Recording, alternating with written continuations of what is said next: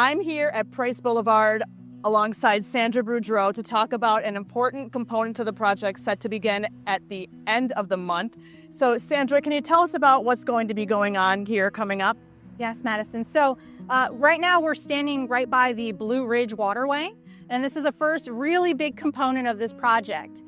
This is an existing structure that will be replaced with the project. So right now we've got a 2-lane roadway, and we're going to make it into a 4-lane with a center turn lane cross section, which widens the roadway quite considerably through this area.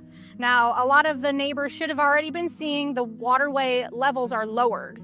That is in preparation for this demolition and reconstruction of a new structure here. With that, what we're going to have happen is a removal of the old structure and the construction of a 2-barrel box culvert.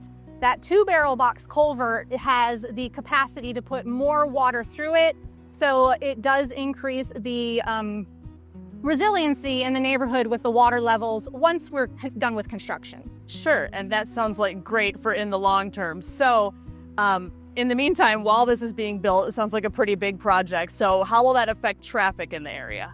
Yeah, so traffic, once we go into demolishing this structure, will no longer be able to pass this area. So with that, there will be a detour. That detour is going to be along Sumter Boulevard over to US 41 and back around to Salford, and then vice versa if you're coming from the other direction. So there will be a detour. So what would emergency responders do during this time? Is there an alternate way they can go to still respond to emergencies efficiently? Yes. So in order for us to completely block this path off, a new path has been created for them and only for emergency services so that they can maintain their timeliness to events around the neighborhood. That's great. So there's a lot of ways residents can stay involved throughout this project and throughout this particular component of the project. They can head to northportfl.gov, where right at the top there's a space where you can get more information about the project and about signing up for email updates. And there's also a dedicated email and phone number just about this project for you to get your questions answered.